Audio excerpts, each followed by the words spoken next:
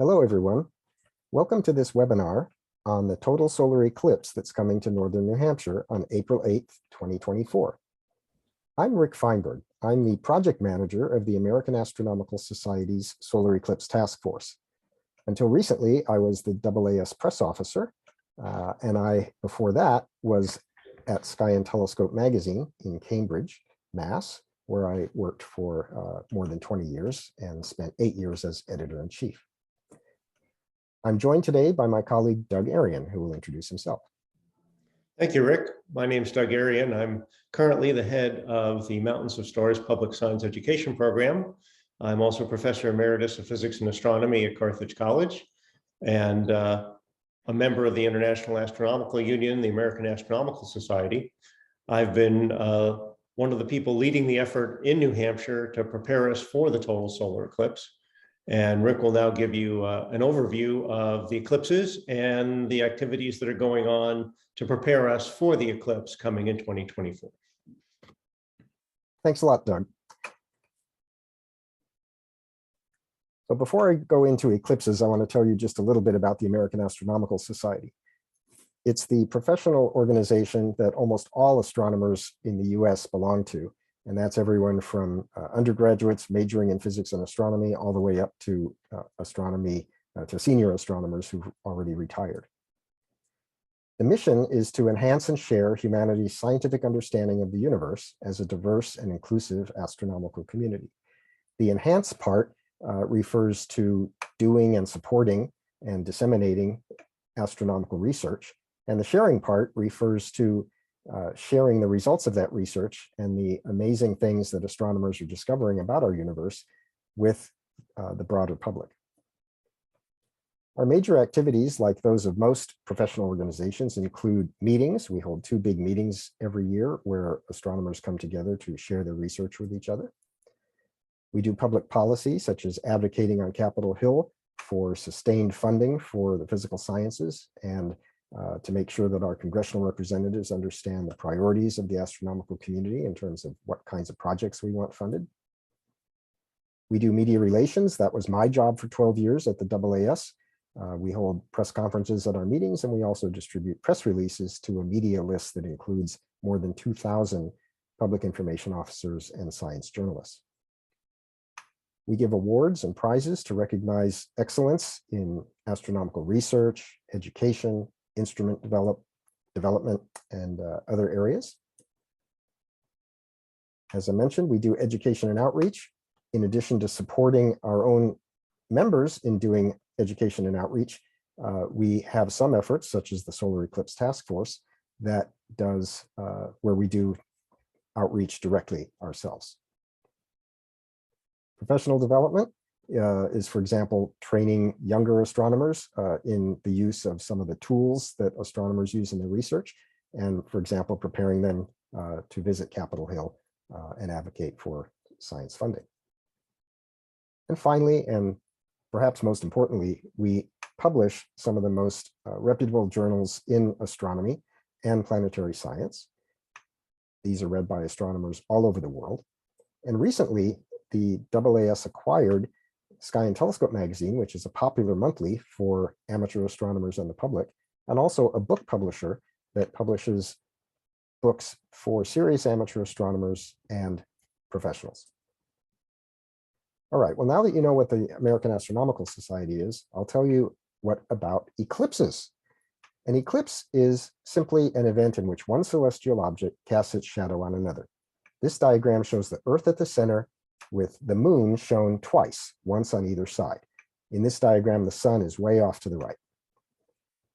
So on the left, we have a total lunar eclipse. That's when the Earth goes completely within, when the moon goes completely within the Earth's shadow. And so the Earth's shadow falls on the moon. Now, not all lunar eclipses are total. Sometimes the moon just goes through part of Earth's shadow.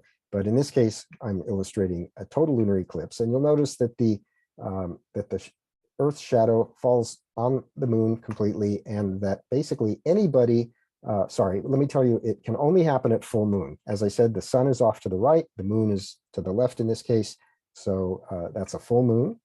And because the moon is completely inside the Earth's shadow, anybody who's also in that shadow, in other words, at night, can see the eclipsed moon. So that is basically everybody on Earth's night side. Half the Earth's population can see a lunar eclipse when it happens. Solar eclipse is a different situation. That's when the moon's shadow falls on the Earth, and you'll notice that it's a much tinier shadow. Now this time, the moon is between the Earth and the sun, which means it's new moon. If you are within that shadow, you see the sun blocked by the moon. But you'll notice that that shadow is very tiny. And in fact, only 0.1% of Earth's population can typically see a given total solar eclipse. It's the case that a partial solar eclipse can be seen over a larger area, but not nearly as large as in the case of a total lunar eclipse. So you might be thinking, well, why don't we have a lunar eclipse at every full moon and a solar eclipse at every new moon? And the reason is that the moon's orbit is tilted about 5 degrees relative to Earth's orbit around the sun, which means that most of the time, the moon actually passes a little above or a little bit below the sun. The line of nodes, which is the line where the moon's orbit crosses the Earth's orbit, which from our perspective feels like the sun's orbit around the Earth. This is called the plane of the ecliptic. That line is relatively fixed in space, and so it only points directly at the sun twice a year. So this means that we can have solar and lunar eclipses twice a year, but not at every full moon or new moon. So there are actually 3 types of solar eclipses. The most important and exciting, and the one that's coming to New Hampshire in 2024, is a total solar eclipse. That's when the moon passes directly in front of the sun, completely blocks the sun's bright face for anybody who happens to be in the moon's dark inner shadow. That's what's labeled the umbra in the top diagram. I'll describe more about what's different between the appearance of the 3 different types of eclipses.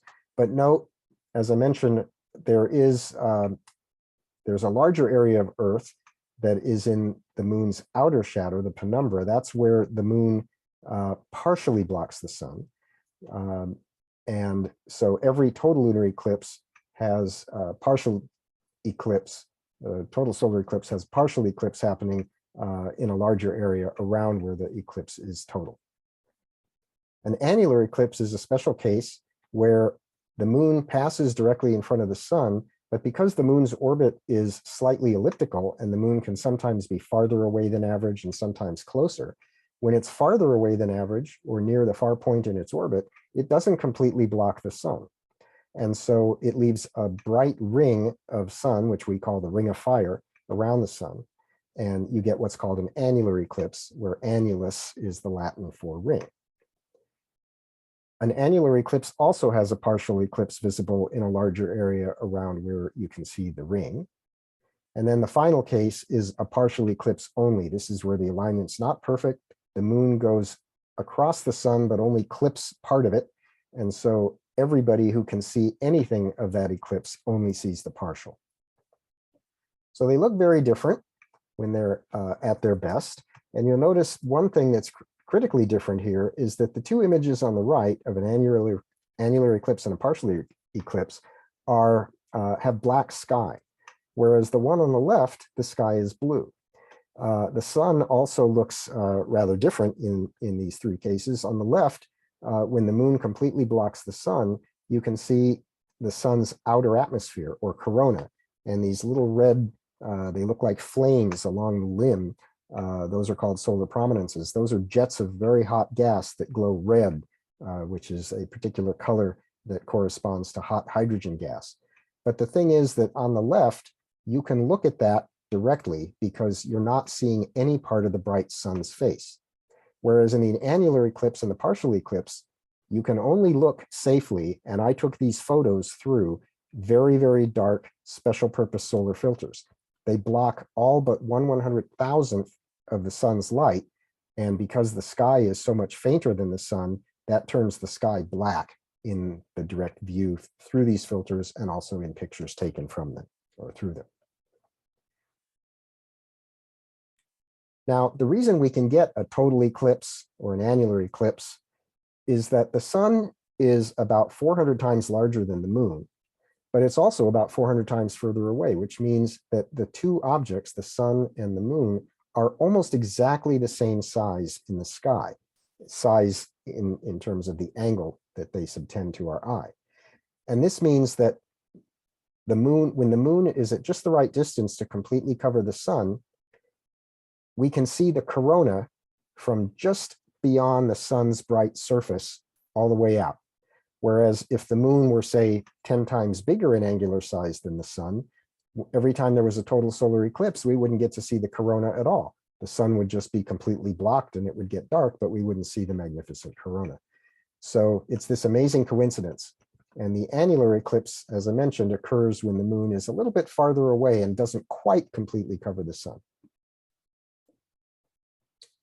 So you probably remember that we had a very important total or solar eclipse in August of 2017. It was total in a narrow path crossing the country from Oregon to South Carolina. And for everybody else outside of that path, it was a partial eclipse. Here in New Hampshire, the eclipse was about 65%. So it was a pretty good partial solar eclipse, but it was not a total eclipse. So a total eclipse, as I mentioned, is very special because we get to see the sun's corona. There's a lot of other really interesting phenomena that occur during a total solar eclipse. This cartoon from xkcd.com appeared right after the August 2017 eclipse, and you'll see that he's rating how cool it is to see these various astronomical phenomena and how cool it sounds like it would be. And you'll see a partial solar eclipse there. Sounds pretty cool, looks pretty cool, but a total solar eclipse is completely off the charts. Now in 2017, 12 million people lived or worked in the path of totality. That's the path of the moon's dark inner shadow. And 8 million more traveled into the path, which meant that about 20 million people experienced the total solar eclipse. 150 million people watched the eclipse directly, and 60 million more watched it on TV or online. So in addition to the 20 million that watched it from within the path of totality, there were almost 200 million more who saw the partial eclipse. There are actually two great eclipses coming to North America. In October of 2023, we'll have an annular eclipse. That's the Ring of Fire. And you can see that the path of that one comes in Oregon on the left and exits the US in Texas. The more important of the two, the more spectacular, is the April 8th, 2024 total solar eclipse. And that's the one that's coming to New Hampshire. Here's a zoom in to northern New Hampshire. You'll see we're a little bit north of Mount Washington. The town of Pittsburgh is one of the towns that's closest to the center of the moon's shadow. You'll see that the eclipse begins as a partial eclipse around 2:15 in the afternoon on Monday, April 8th. And the total eclipse begins at about 3:30. It ends 3 minutes and 15 or 16 seconds later. That's when the total eclipse ends, so it lasts about 3 minutes. And then the final partial phases end at about 4:30 or so. So it's approximately a 3-hour event, but the highlight are the 3 minutes of totality. So we recently, Doug and I, participated in an event at the Colonial Theater in Bethlehem, New Hampshire. And this was the promotion for it. And I just want to point out something a little odd about the promotion.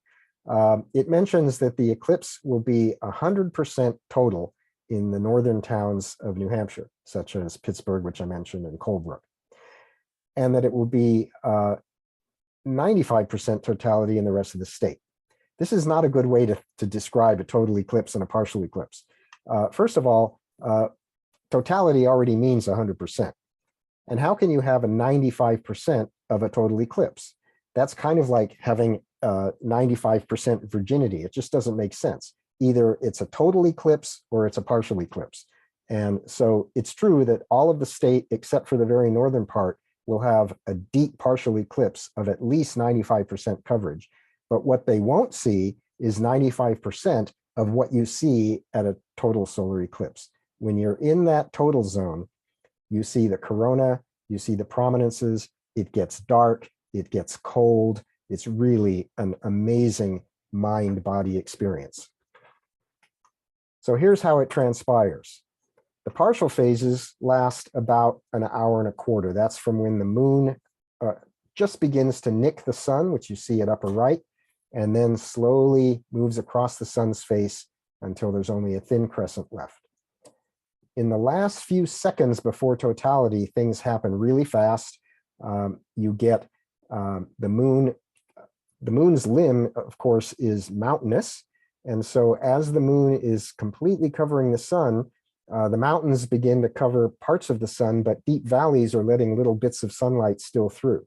So you get a few bits of sunlight coming through, and then you get one bright bead of sunlight that we call the diamond, which appears as the sun's corona becomes visible. And the corona is the ring. So this picture on the middle right is what we call a diamond ring effect. And then you see some of the chromosphere, the thin red layer, which also has the prominences around the limb of the sun where the moon has just covered the bright face. And finally, you get several minutes of totality when it's completely dark, well, not completely, more like really deep twilight, and when you see the corona, the prominences, and all the other interesting phenomena. Then the moon begins to uncover the sun. Again, just takes a few seconds. As soon as that bright bead appears, it gets very bright out again. And then you have the partial phases as the moon uncovers the sun, lasting another hour and a quarter or so. Outside the path of totality, anywhere other than in that thin band running across the country from Texas to Maine, that middle row is not visible at all. It's only the top row and the bottom row. So you can see that there's a big difference between a total eclipse and a partial. This is what the eclipse will look like approximately. It's a simulation from a desktop planetarium program. You see the eclipse sun about 35 degrees up in the southwest at 3:30 in the afternoon from northern New Hampshire. And you'll notice two really bright objects, one on either side of the sun. Those are the planets Venus at lower right and Jupiter at upper left. And it might be possible to see a few of the brightest stars, such as Rigel, which is a star in the constellation Orion. But the planets will definitely be completely obvious. So now let me tell you a little bit about our task force and what we're up to.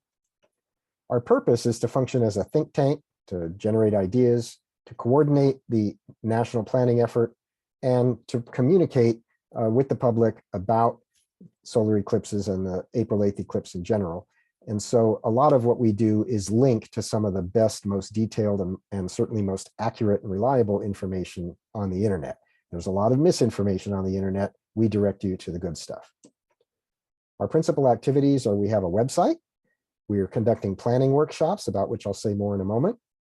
Our messaging is to encourage people to get into the path of totality if they can, and to promote eye safety. So here's what our website looks like. It's eclipse.aas.org. And in the first section, Eclipse America, you can find basic information about the solar eclipses that are coming, and why solar eclipses happen, and what you can expect on April 8th.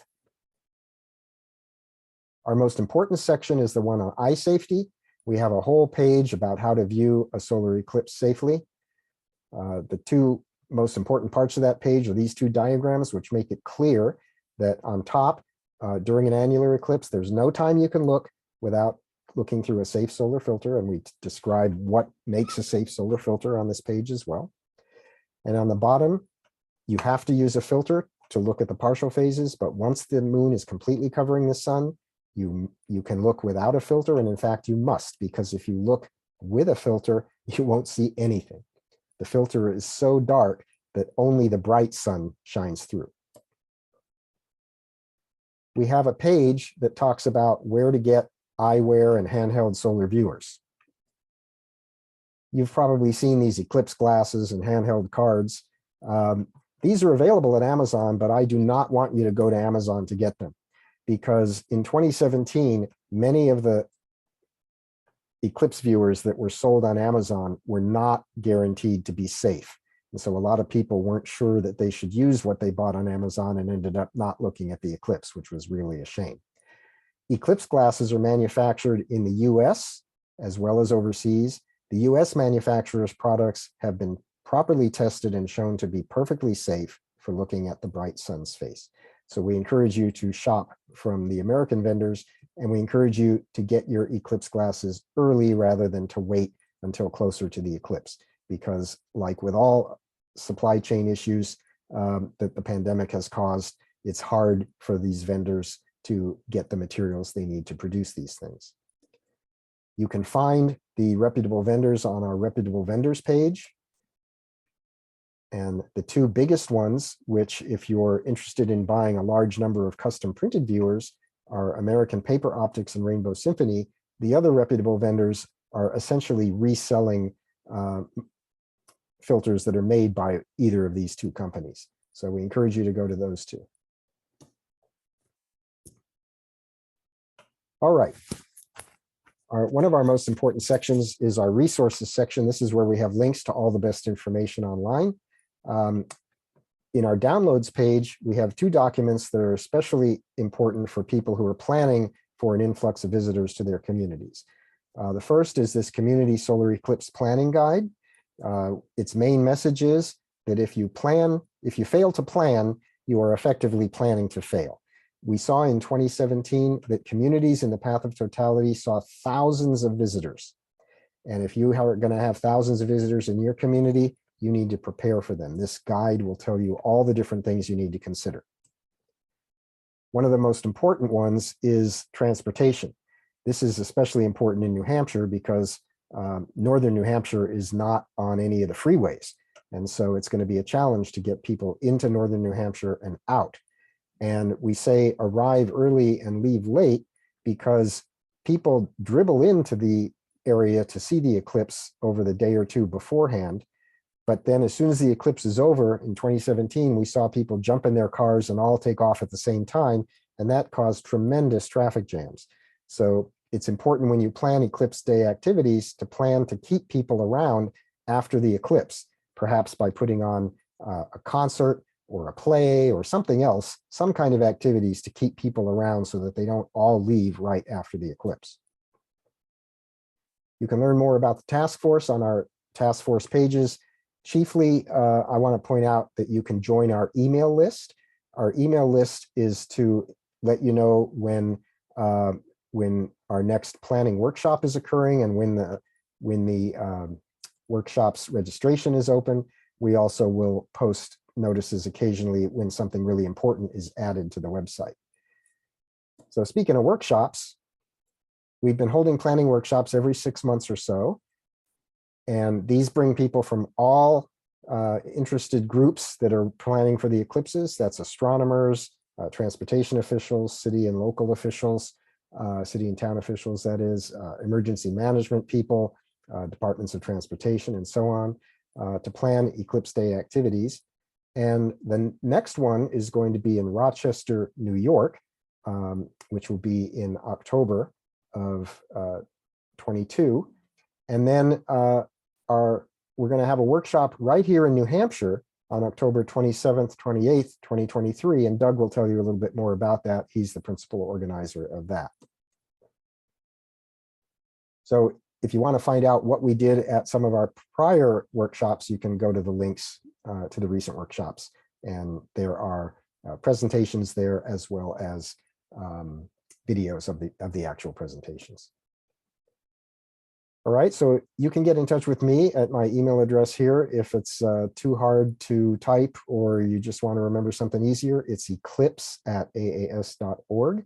These are some posters that are advertising the two eclipses. But again, from New Hampshire's perspective, the one on April 8th, 2024 is the biggie. And with that, I'm going to pause here and turn it over to Doug. Thank you, Rick. I would like to give you some key information about the opportunities that are made possible by the eclipse. As I mentioned before, I run a public science education program called Mountains of Stars, and I urge you to check out our site and all the resources we make available there. So here in New Hampshire, we are really good at what is known as ecotourism, the opportunities to get people outdoors and to experience a natural environment. Everybody, of course, wants to see a moose or to come to our ponds for fishing or camping, bonfires, hiking, all these wonderful outdoor activities. And this is part of ecotourism. And here in New Hampshire, we're very good at promoting ecotourism. The thing is, there's also a whole branch of tourism called astrotourism. People will travel considerable distances and make big investments to get to sites where they can do great astronomy, whether it's going to a star party, going to sites such as the one on the right here, which is up in Maine, where you can stay at a nice place and have a beautiful sky. But this is another major tourist opportunity. And the grandest of astrotourism events, of course, is a total eclipse. Astrotourism has grown tremendously. There are actually several books out on it. I recommend these two if you want to learn more about how to promote and how to recruit people to become involved in astrotourism at your sites and in your businesses. So as Rick mentioned, there are two eclipses coming up here. A reminder that you have to be within the path of the total eclipse to see the total eclipse, but there is a partial eclipse across the entire country, whether it is the annular eclipse or the total eclipse. And these are opportunities to engage with people, whether they're within the path or not. So I'd like to get into some of the path specifics here for the eclipse that's coming. These maps are available. They're generated by Javier and Jubier. They're linked on the AAS site that Rick pointed you to earlier. At the lower right, you see that the path clips northern New Hampshire after going over the Northeast Kingdom and upstate New York, then crosses over into northern Maine. Because the shadow of the moon is essentially round, the eclipse lasts a lot longer if you are near the center of the round, because as it goes by, you have the duration of the entire diameter of the circle. If you're near the edge, it goes by you relatively quickly. So the eclipse path actually just captures Lancaster, where totality will last 46 seconds. If you move north up towards, past Colebrook to Pittsburgh, Lake Francis, Three Connecticut Lakes area, the eclipse is about 3 minutes and 15 seconds. So there's going to be a tremendous interest in people who wish to see the eclipse to be as far north in New Hampshire as possible. So if you are within the towns that are within that path, whether it's Lancaster, Colebrook, Pittsburgh, Errol, and so on, you're going to want to take advantage of this influx of individuals. And just for scale, so you understand how rare these things are, there will not be another eclipse in the United States until 2045. And there will not be another eclipse that will actually touch New Hampshire until 2079, and that barely touches the state. So take your vitamins, eat well and exercise so you can be around for the 2079 eclipse, which of course is going to be 50 plus years further down the road. So these things are rare in any given location, and that's why we really want to take advantage of it here in New Hampshire. Rick mentioned this, but a lot of people are going to travel. The analysis from the 2017 eclipse was that some 20 million people made the effort to go see this. That's a lot of bodies. Fortune magazine put an article out that pointed out how all the lodging properties did exceptionally well because of the eclipse. Basically, every room you could get across the entire eclipse path was filled. So there's a tremendous opportunity here to take advantage of that tourist interest.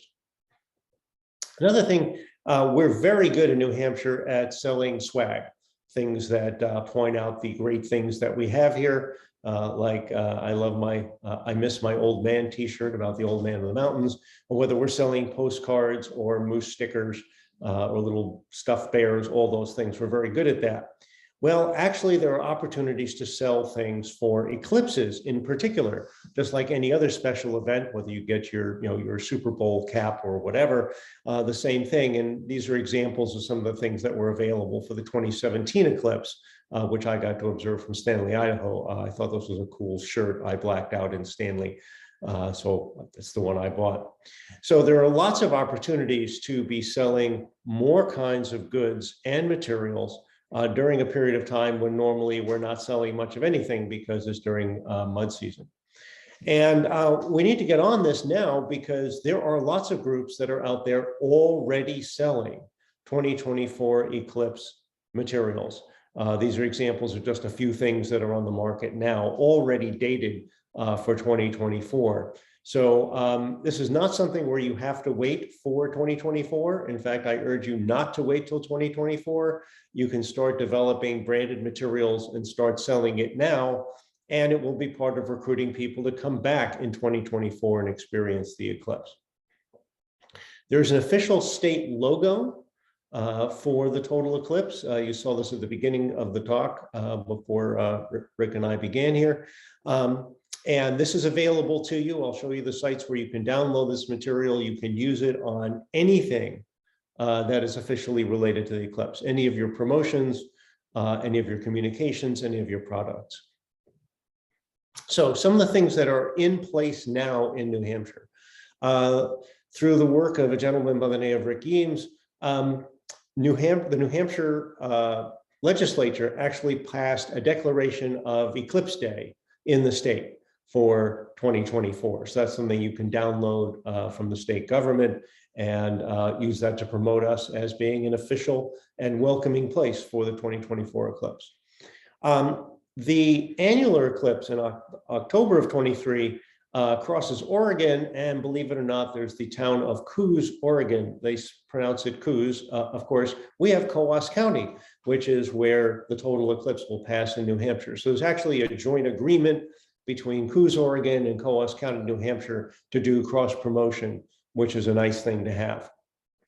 We have a coordination group that is working to prepare for the eclipse. It's being led primarily by New Hampshire Grand, which is a program within REN. Also, New Hampshire Travel and Tourism is really the center of all of the marketing, promotion, and coordination activities.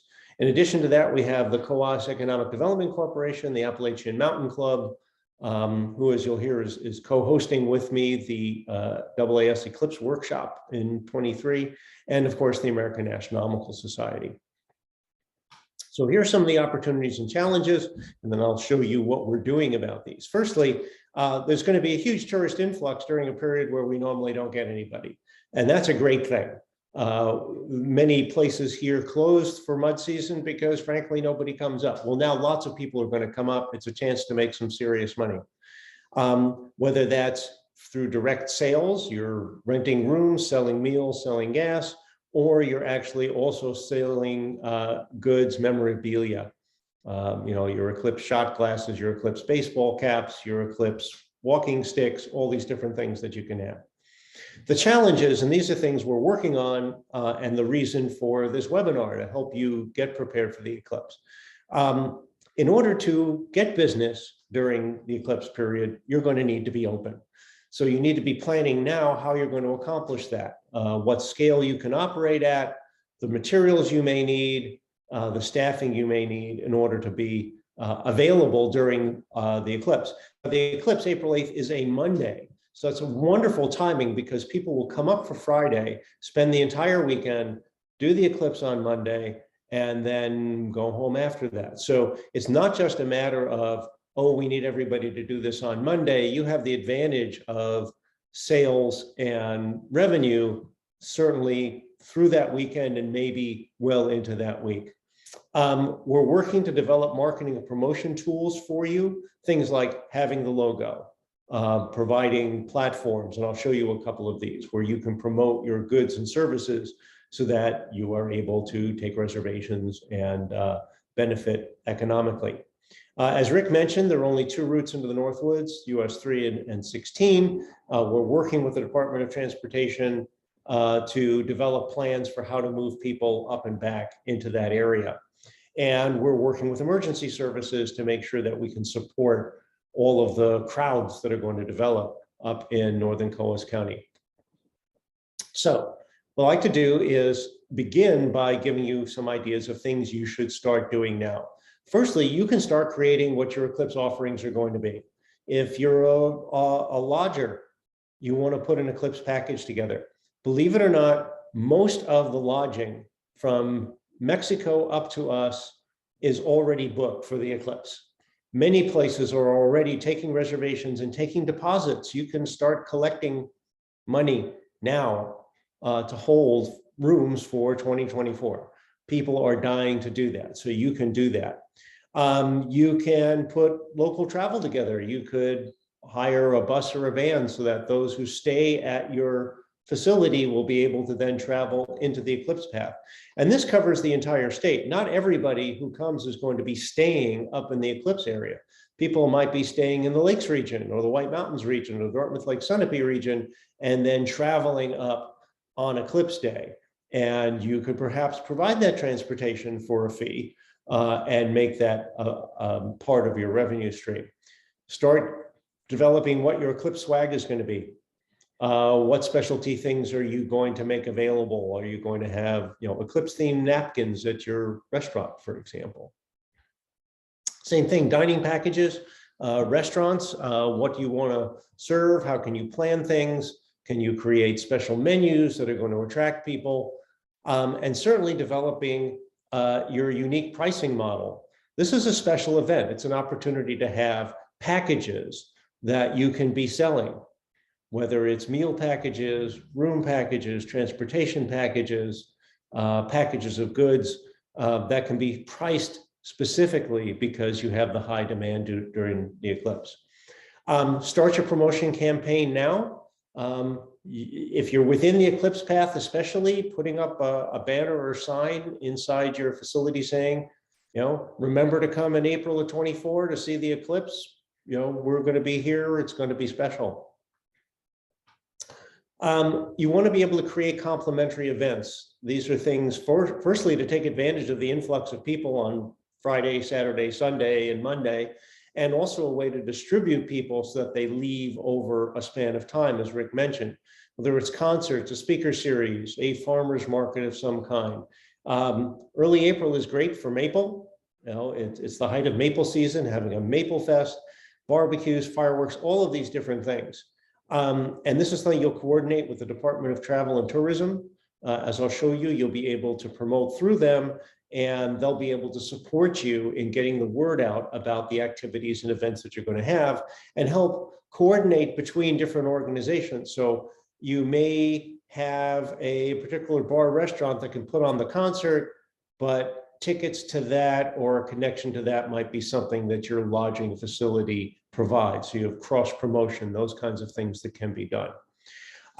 You want to sign up for the resources of the Department of Travel and Tourism. So there are two sites you want to go to.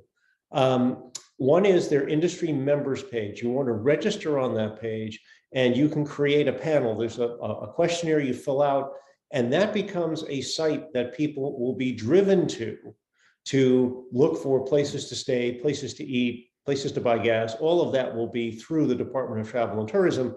So right now, you can go to that site and start developing your profile there. And that will mean that DTT will now make you visible through all of their marketing channels as destinations for visitors to the state. The same with the travel offering page there. You can put up your particular packages, what you're going to be offering, special deals, arrangements, and so on. So again, Department of Travel and Tourism is trying to create opportunities for you to become visible, to recruit customers. So these are two very important sites that you'll want to go to and sign up for. Start ordering your swag, whether it's bumper stickers, banners, t-shirts, all of this material. Supply chains are very tight. You don't want to wait until January of 24 going, maybe we should buy some shirts. They're not going to be available in time. You want to start doing that now for delivery late in 23, so it's available for you in 24. Now, Department of Travel and Tourism is coordinating a large buy of custom printed eclipse glasses. So you want to coordinate with them for eclipse glasses. Their plan is to provide, at no cost to you, eclipse glasses for all the lodging facilities, a handful for every room available up in Northern Colas County. But you may want to be selling more of those, or you may be a non-lodging business. You have a gas station, you'd like to be able to sell them. but Department of Travel and Tourism is coordinating that. So please be in touch with them so that you can be the recipient of those eclipse glasses. There are places that are already well ahead of us here. So for example, in Mena, Arkansas, they have already created a solar eclipse festival. Their website is up. All the activities are already being promoted. They've got Facebook pages and Instagram. All of this has already been built. We're in pretty good shape now. We're a little less than 2 years away to the eclipse, but it's time to start creating these materials. Whether it's something you create or your town, a bunch of you get together and you create something across all the different vendors that are there and lodging properties and so on. But we need to start creating these kinds of web pages so that people who are looking for eclipse activities will be able to find them and then come up here and spend their money with us. There are activities that are going on to help deal with these kinds of issues. The NEK, for example, has already put a panel together to work on things like this. So for example, this is for a big mountain biking event. And they're already looking like, okay, we have to prepare for this. This is not just something we can handle. There are small roads. We have to deal with porta potties. We have to deal with emergency. So they're already having groups together to prepare for major events. And of course, that means that they'll be in a good position to take on the eclipse. We want to be doing the same thing here. As Rick mentioned, the AAS has been organizing a series of planning workshops to help folks market, promote, prepare for the eclipse. These involve people from the United States, Mexico, and Canada, everybody in the eclipse path. As he mentioned, the next two are in Rochester and then Cleveland. And then we are hosting the fall 2023 Eclipse Workshop. It will be held at the Highland Center of the Appalachian Mountain Club in Crawford Notch in Bretton Woods, which is a terrific spot to go to. It's very important that you participate. Whether you can attend any of those 3 meetings in person, they are all done hybrid mode. You can register for them and attend electronically if you can't attend in person. But it's a very good use of your time to learn about the opportunities for marketing and promotion, the ways that if you're involved in planning for your towns, the kinds of issues that will come up and how those are being solved so that you're not blindsided by these things as we get closer to the eclipse. So highly recommend your participation in the workshops, beginning with the one this fall in Rochester. If you can't attend in person, please plan to register and attend virtually. Because this talk is available to you through this webinar, I wanted to give you some information here. These are direct links to information that you probably would like to go to. Again, a link to the website Rick mentioned, eclipse.iis.org, and in particular, the one on the workshops so that you can participate in those both virtually and the one we'll hold here in New Hampshire.